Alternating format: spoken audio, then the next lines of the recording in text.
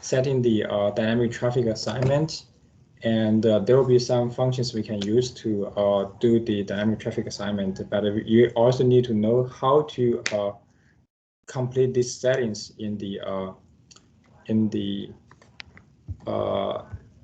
Aimsun environment. So I will just bring out the example that we use for this class. So that will be the tutorial example.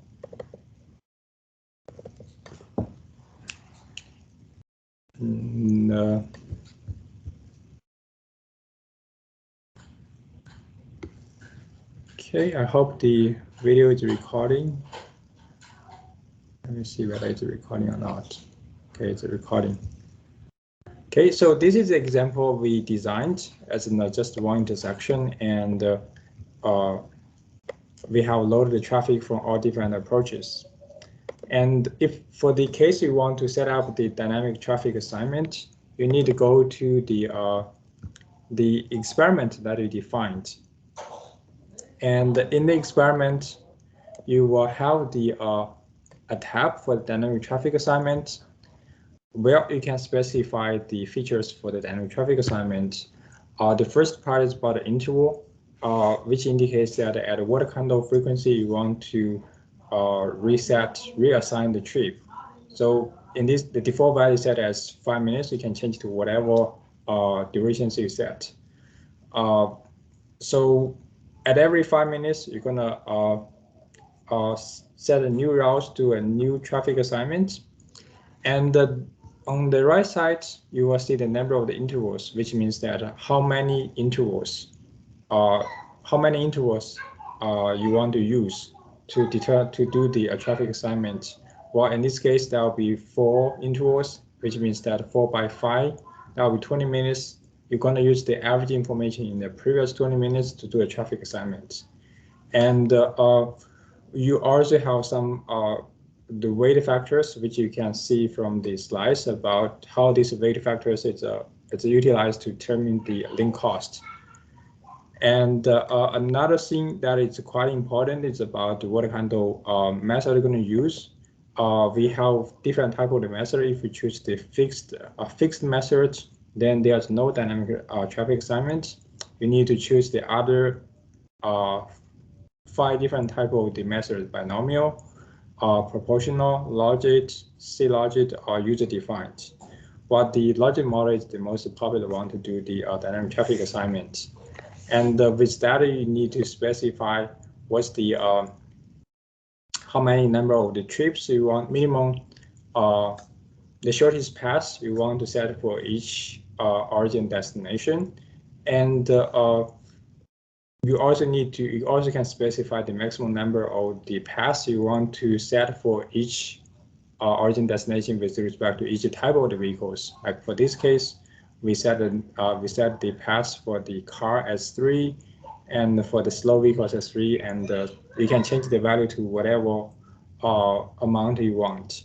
But you should know that this kind of this number of the paths, the shortest path that you can search, it's actually depending on the availability. If there's only one path available, then definitely you can only search one. You can use only one path. And another thing that you need to think about is the in-route path update. This is an advanced function provided by the Aimsun for the latest version. So with this function activated, you will be able to change the route of the individual vehicles even when they are inside the network. So generally for the stochastic route choice, we specify the route for the individual vehicles before they enter the network, so before the departure time.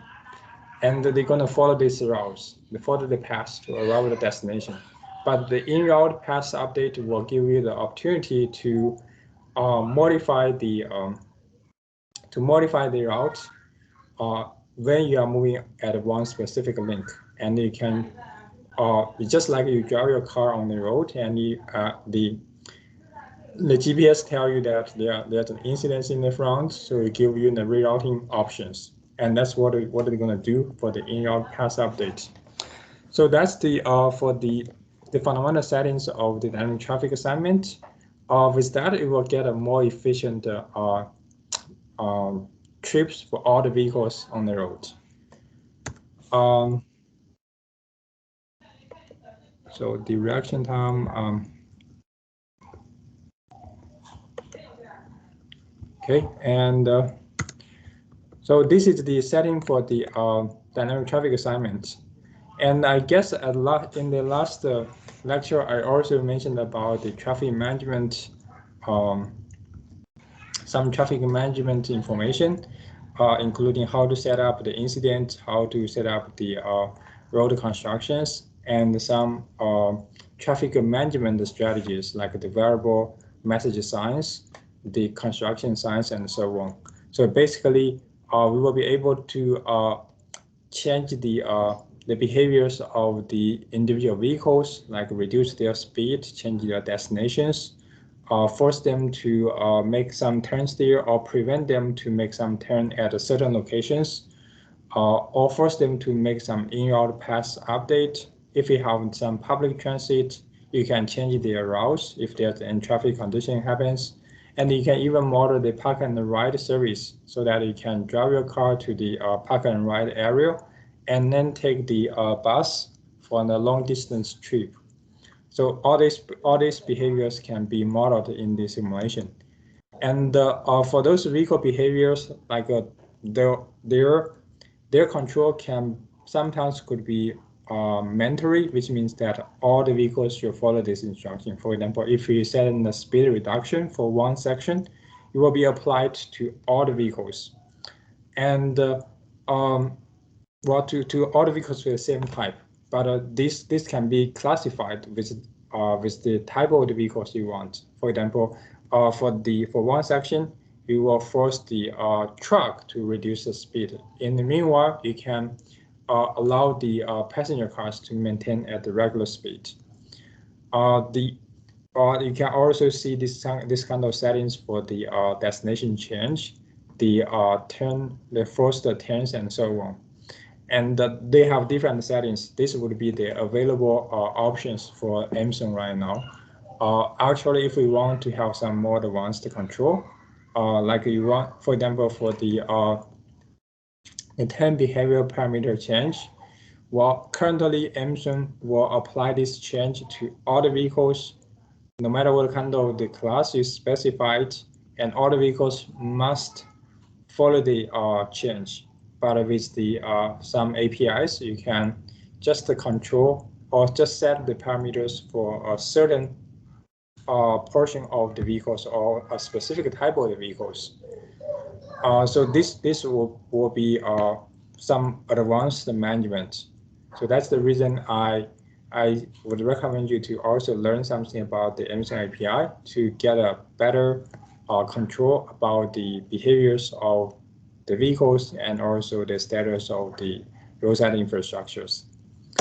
And regarding to the infrastructure, we have the lane closure, we have the turn closure, the incident result lane deactivation, and the control plane change.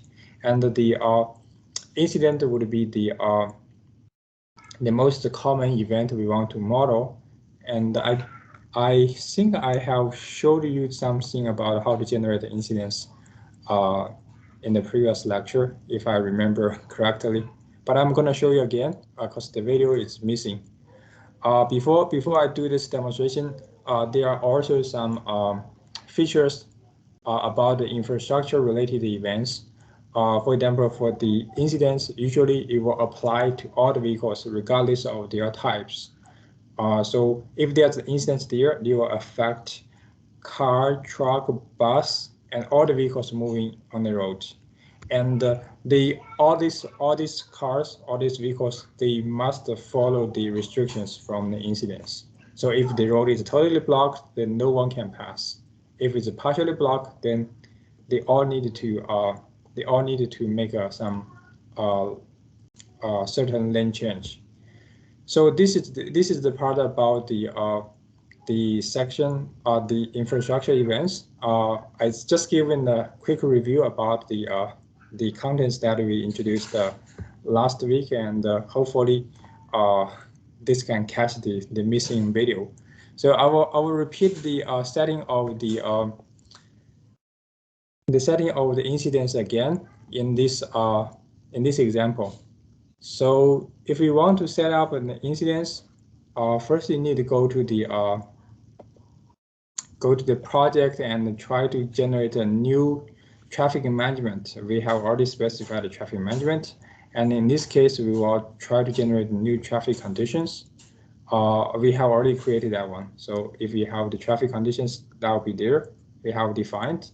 And then enter the traffic condition. You can specify what kind of condition you want to develop. Say we want to create a new section incident. Well, in this case, I want to generate a different one, which is the periodical section incidence.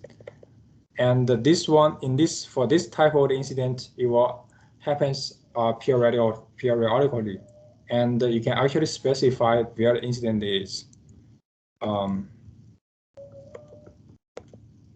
So you can specify the incident at one section. I say that this incident will be set at this section, and the section ID is 459, and that's the one we set. And also, you know what's the values of the or what's the meanings of the visibility range.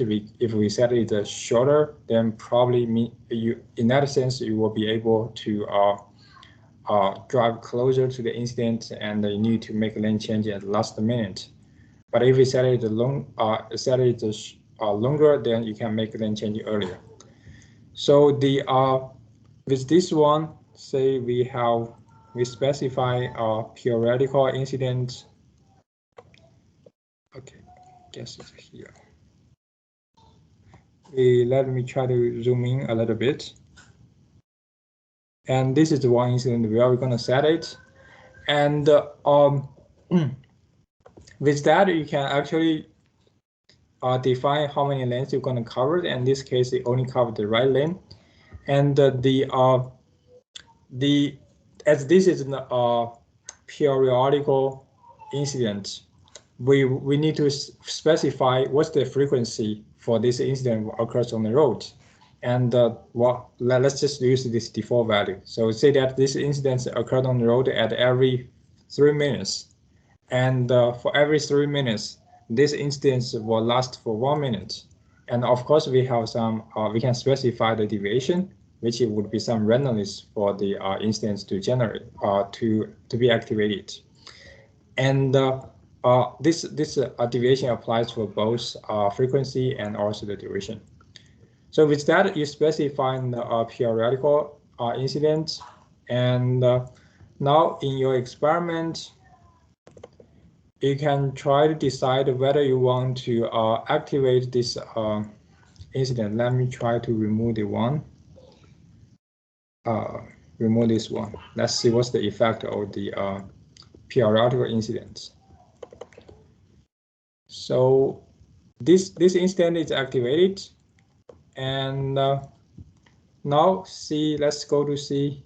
Let me try to remove the API. Now we can see the impact of the periodical incidents you have already activated this strategy. So once you run the simulation, you will be able to see how the instance is generated and removed during the experiment. And you can see that at every 3 minutes, the incident will be there. It's a periodical and last for 1 minute, and it will be gone. So this is the setting for the periodical incident. You can also, as I say, that you can also go to explore the other different type of the events. The lane closure, you can specify the durations, the tank closure, speed reductions, force tense, and so on. So with that, I think I will quickly review what we have for the last lecture.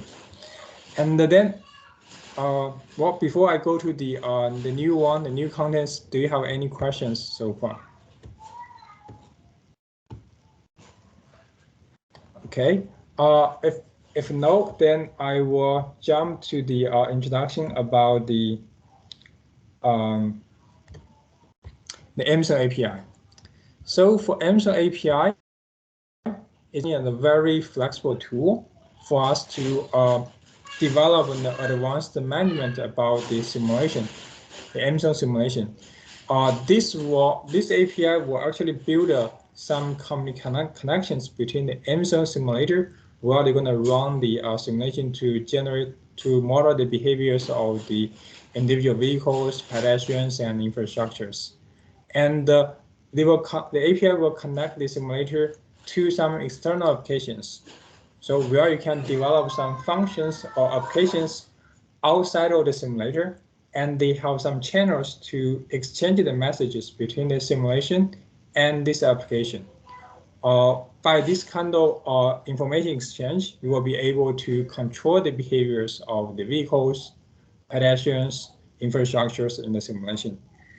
Usually for Aimsun API, they will be realized through the C++ or Python. In this demonstration, in the lecture today, I will going to introduce the how to use the C++. The Python environment will be quite similar.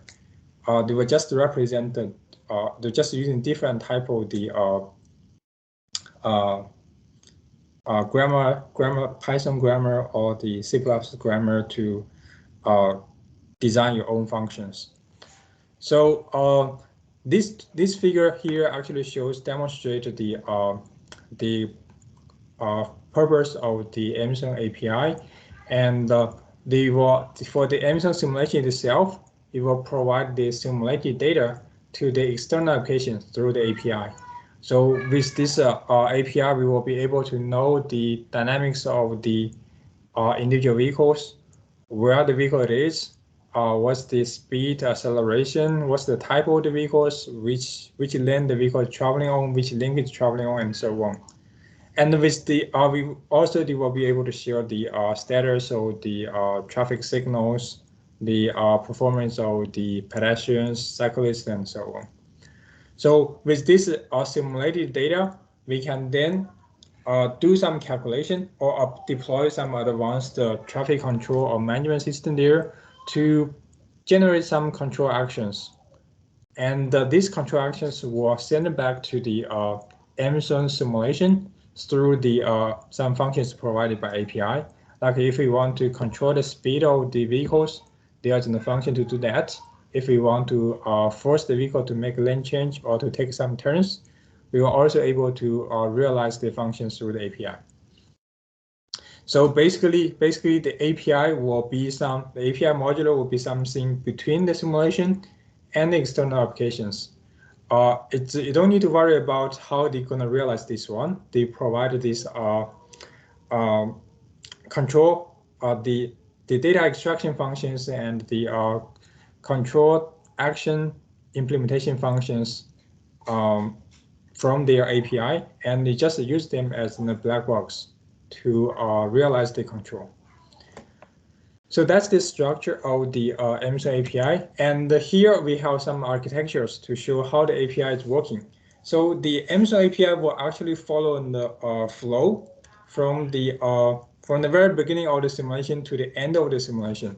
So at first, the API will have the loading function, which will try to load the scenarios that you are running.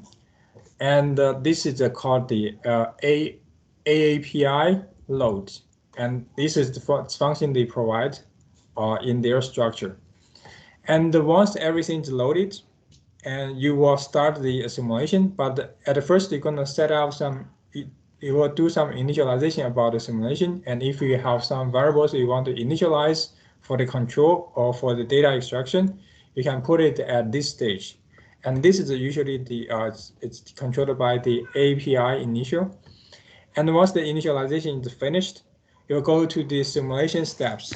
There will be two functions related to the simulation at each time step. You can get information or generate some control actions before the simulation step, or you can wait until the simulation step finished. For example, like at the time t equal to 10, there's a vehicle is moving from location A to location B. So you can the first one, Aimsun AAPI manage will provide some control at a point A before this you do some actions, do some simulations for the objects, for all the objects in the time t equal to 10. And the API post manager will represent the some process after the vehicle arrived the location B at the end of the time step t equal to 10. So this kind of process is repeated again and again for the whole simulation. Once you finish all the simulation steps, you will go to the end of the simulation. You can at the end of the simulation you can do some summary about the whole simulation results, and you can also try to save some data to certain files and so on. And at last, you're gonna unload the scenario, so it will remove the scenario from your memory. So this is the whole architecture of the Aimsun API. And usually we will play something between inside the simulation steps. And later I'm gonna show you one example about how we're gonna set and or use this architecture to realize a very simple function. And for the Aimsun API, it actually provides a lot of functions which can help you to gather information to control the behaviors of the vehicles and infrastructures. As we know that for the microscopic simulation, it's very important for us to understand what the network looks like. And the Aimsun API will actually provide a lot of network information. Here I just listed a set of the functions which can be frequently applied in the Aimsun API. So you can use this function, the first one, to read the name of the network, which network you are working on. You can also read the name of the traffic demand. If you specify multiple traffic demand in your simulation, you can try to read that one with a specific name as we defined in the scenarios. And also you can read the number of the sections, using the AKI InfoNet number of the sections, ng to let us know how many sections you modeled in the simulation. You can also read the IDs of one specific section and read the information of the section, what's the capacity, what's the speed limit, how many lanes, and so on.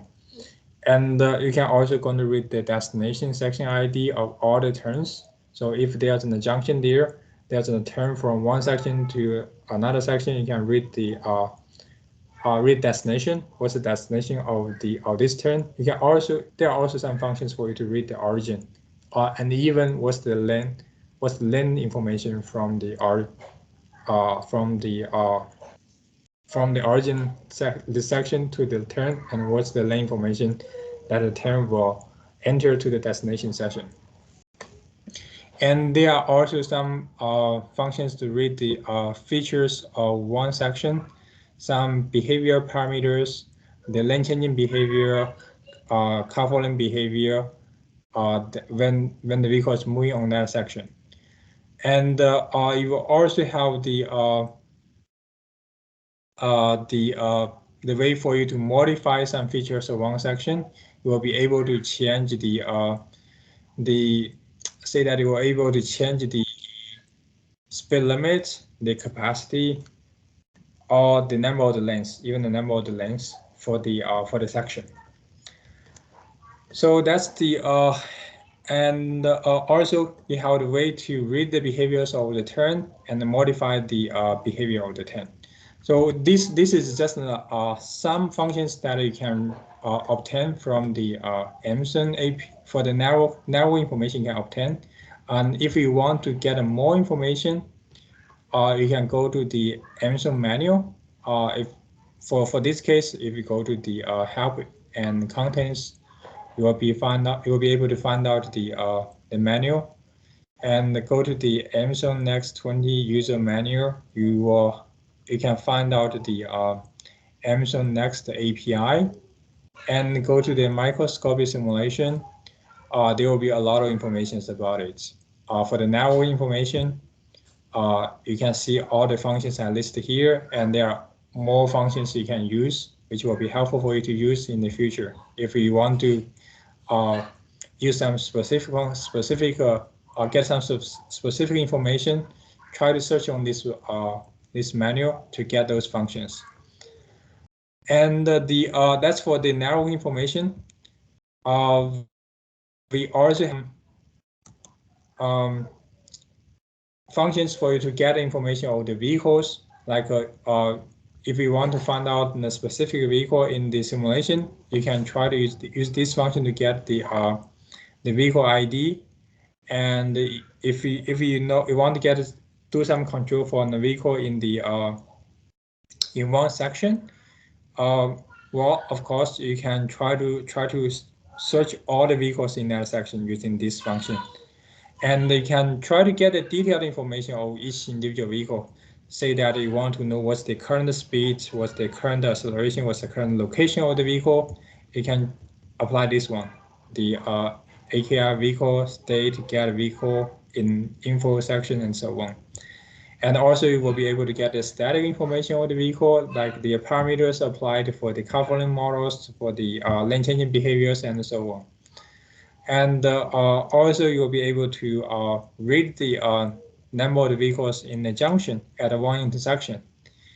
And you will also have the chance to modify the static information in the section and review a vehicle from the section, or remove a vehicle from the section if you don't want them. Say that if you want to don't want the vehicle to reach your destination, it's just disappeared. You can just remove it, and you're gonna disappear from the simulation. Again, you can also find out more other functions. From the manual, there will be the vehicle information, and there are also some other information about the vehicle entries, how the vehicle is loaded to the network, what's the information about the paths for the vehicle to drive on the road, the vehicle type informations, and the tracking informations. There are a lot of functions that I can use, so what I apparently cannot list all of them in these slides. So that's for the vehicle information. And another thing which is important for us to consider is how we're going to modify the behaviors of the vehicles if we want to apply some control. So to do this kind of control, basically we first need to make sure that the vehicle is tracked. So only when the vehicle is tracked, we can control their behavior. And there's a function for us to set a vehicle as tracked, and also you have a function to remove a tracked vehicle. And to read the information of the tracked vehicle, if you know the ID, you can read it directly. You can also modify the position of the vehicle by using this function. Like you can try to force the vehicle to jump from one point to another point by using this function, but even though it's not quite realistic, but it's able for you to realize this function. And also you can modify the speed of the vehicle, or you force the vehicle to travel at a certain speed. This is quite useful for you to deploy some variable speed limit control functions. And also you will be able to modify the lane. So force the vehicle to make a lane change, and or modify the next section for the vehicle to take.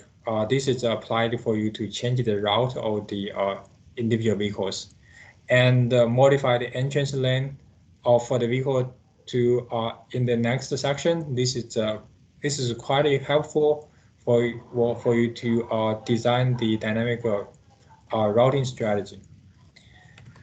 And the last thing I want to mention is about the path information. You can try to search what's the sections that a vehicle will take from their origin to their destination. This will be the path information. You can also read the path information, the real-time path information from the current section to their destination. And or you want to get some specific information about which section the vehicle will take, in the for the next step. So those can all be possible for you to extract directly from the API.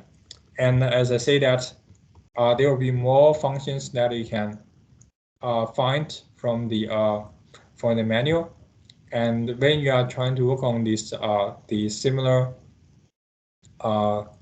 functions, the similar function development, you must go back to check this manual for those for the definitions of those functions and what kind of variables you need to put for these functions. So this is the this would be some brief introduction about the function we're going to use for the Aimsun API. And now I'm going to give you one example about how to develop Aimsun API and how to add the API to the to this simulation, to the simple example we just defined. So for now, first of all, you need to go to check what's how you're gonna get the architecture for the Aimsun API. Basically, you need to you can find out the architecture of the Aimsun API through the installation files. If you go to the folder where you install the Aimsun, let me see where the Aimsun is installed. Usually it's under the program file, and Aimsun find out which version you have installed. In my case, I installed the Aimsun Next 20.0.1, and not Aimsun, not this version. So it's a Aimsun 20. So in the version you just installed, you can find out the programming. There's in the programming folder, and you can find out the Aimsun Next API. And under the API, there will be two versions. One is for the C++, the other one is for Python. In the C++, you can find out the API for the mesoscopic simulation and the microscopic simulation. The one that I introduced is a microscopic simulation.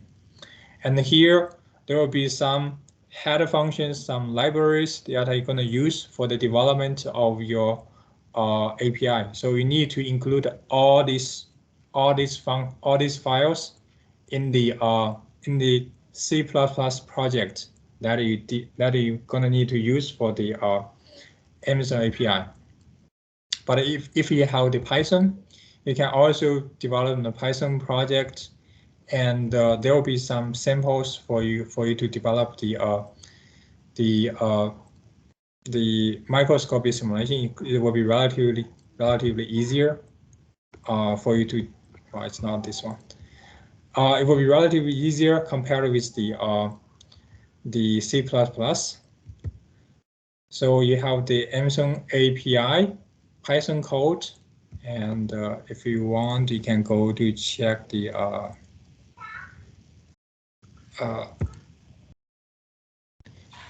here you have all the code available.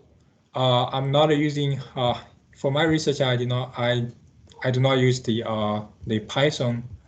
But if we prefer to use the Python, it's you are also able to play with that. They will be the same. And here I'll just show you how we're going to build the develop the Aimsun API in the C++ environment. And now for this case, as I say that you need to include all the library files and all the header files in your project. So we will have to copy all this one to the project you want to develop. So for now, I have already created one project, and this is the project I developed. The project is called the Aimsun API example. I basically include all the library files and the header files, and this is the solution I just developed for this project.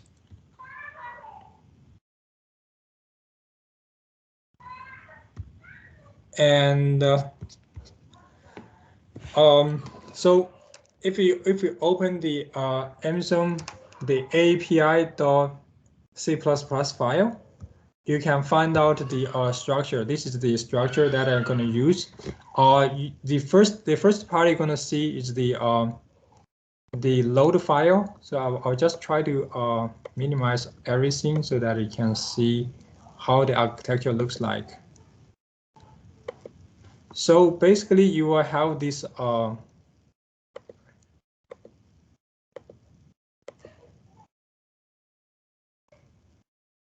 Let me try to.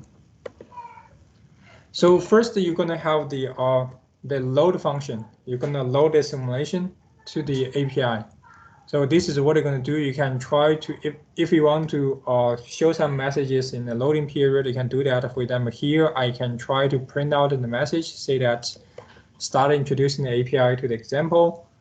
This is the function for you to print out the message in the Aimsun API.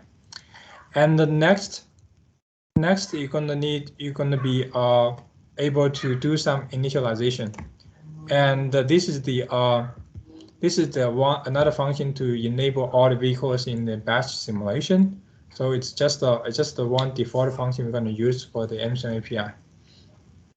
And once you complete the initialization, we can do some management. Well, basically, I added most of the management strategies in the before each simulation step, and you can also apply some control strategies after the simulation step, after each simulation step. But in this example, I did not do that. I just do everything before this step. And once you complete the simulation, you will have the API finished to indicate that the simulation has been finished, and you can also print out the message say that it's finished. And finally, you can unload everything. So this is the general architecture. You will also have some other general functions like to calculate the route choice, to determine the to identify the to activate when the vehicle enters the road, when the vehicle exits the road, when the pedestrian, when the vehicle enters the section, when the vehicle exits the section, or the when a pedestrian enters the section, or the pedestrian exits the network, and so on. Those are called automatically in the for the Aimsun simulation through the API. In the example, I will not do anything about that. Basically, in this example, I actually try to apply one function.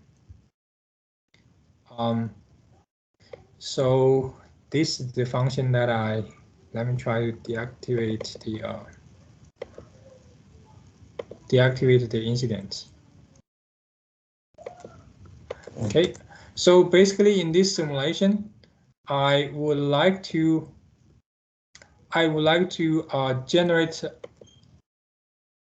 a set of the vehicles, one type of the vehicles which is called a slow vehicle, and I'm going to force this vehicle to move. I'm going to show you the simulation.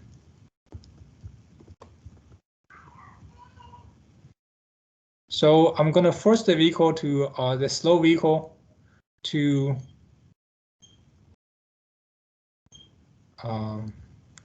okay, so this kind of red one, which would be the slow vehicle, and the green one is the I say that it's kinetic vehicle, and the blue one is regular vehicle. So in this API, I will force this slow vehicle to move slowly in this section, in the section 459, and force the vehicle to move on the right lane. And for the kinetic vehicle, which is the green vehicle, I will ask them to make a lane change earlier when they sense that there's a slow vehicle on the road in the front of you, so that this kind of kinetic vehicle can avoid the slow vehicle and want to be experience any congestion. So this is what I will do for the simulation for the API. And you can see that under the result control, there will all be some regular vehicles moving at the general speed at the speed limit of the road, and there's no difference between the kinetic vehicle and regular vehicle. So this is the case we haven't deployed any control, but with API, we can then realize all these functions, and all these functions are written in the or they will be developed before each simulation step. So first of all, I will try to extract using this function to extract the current simulation time. And we define this one as the sim time, and also define the flag to indicate whether the vehicle is a slow vehicle or not. And I will try to activate this function when the simulation time is higher than 1 minute, which is higher than 30 seconds. And first of all, I need to find out the specific section we want to control. In this case, the section here is section 459. We need to find out this specific section. So first of all, we will call this function the AKI info get number of the section from the network to see the total number of the section. And the second, you need to go through all these sections from the first one to the last one, and find out the section information. To find out the section information, you need to call this function.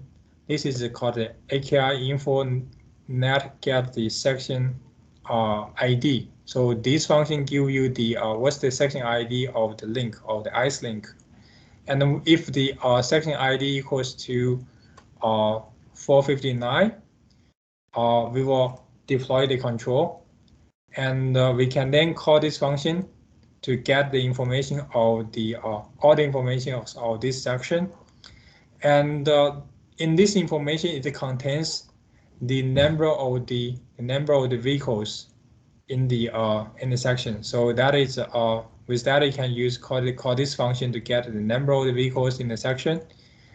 And after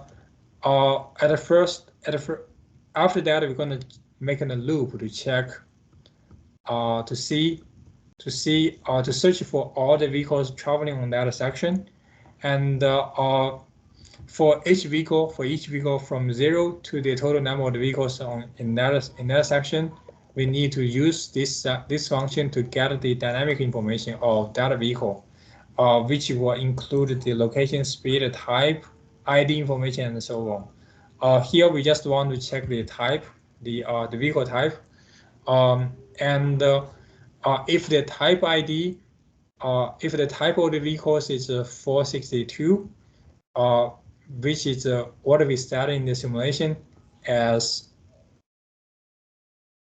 the slow vehicle. The type ID of the slow vehicle is 462.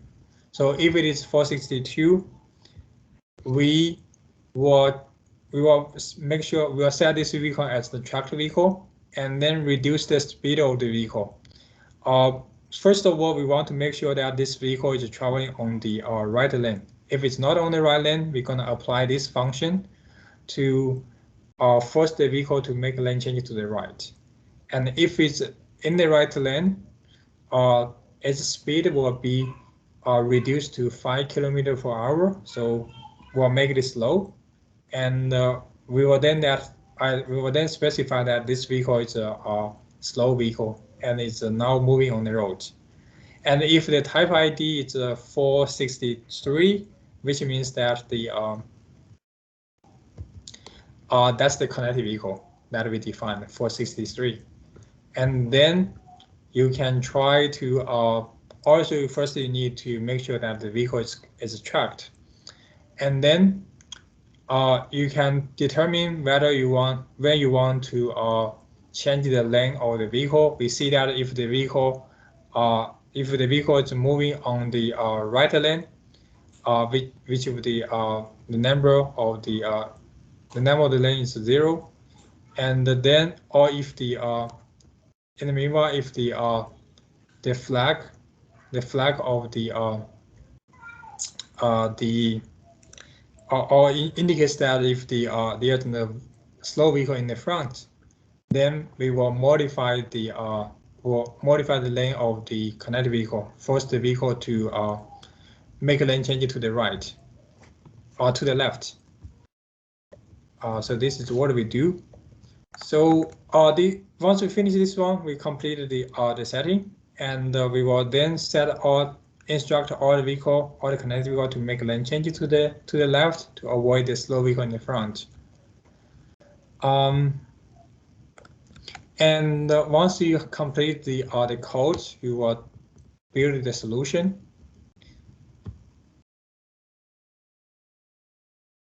And then in the API, you can actually find out in the DLL file. So this is the one we're going to generate, which is called the application extension file.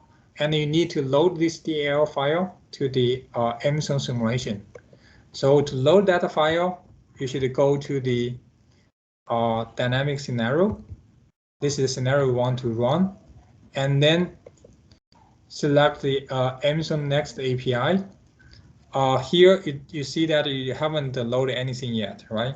So you need to add that one. In this case, you should go to the example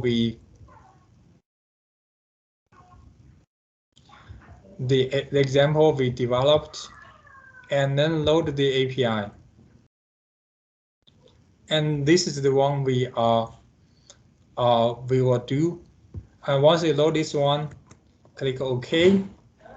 Now you can run the simulation. And now let's see whether the function that we specify has been realized.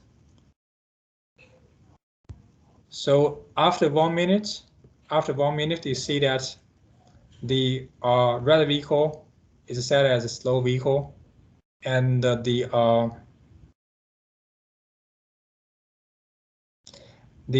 connected vehicle will be instructed to make lane change earlier.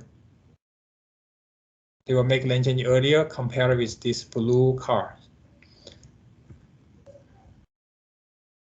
And you can see more examples later if there's a red vehicle traveling on the roads. And this is just the one simple example about how we're going to use the API to control the behaviors, the individual vehicle behaviors of in the Aimsun simulation. And well, you can actually try to expand this kind of simulation, try to make sure that you can deploy advanced carpooling models, advanced lane changing models for a specific type of the vehicles. You can control the behaviors in the road, or you can control the behaviors at one specific section to realize the connected vehicle applications, autonomous vehicle applications, vehicle platooning, and so on. So that's actually the beauty of the Aimsun API. And well, of course, the one that I showed here is very simple, and it's just the control about the vehicle behaviors. You also have the chance to change the route of the vehicles. You can change the status of the road events, or you can change the operation strategies of the infrastructures. All of them will give you an opportunity to further develop the advanced transportation or the traffic management systems.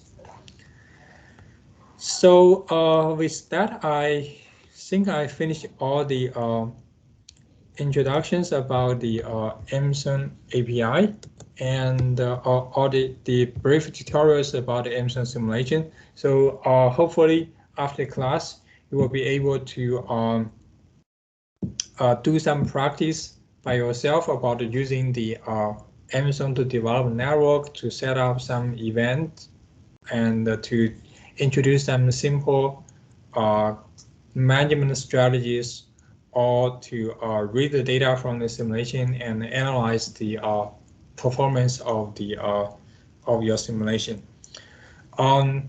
But if you have any questions about the Aimsun project development, feel free to contact me. I'll give you more instructions.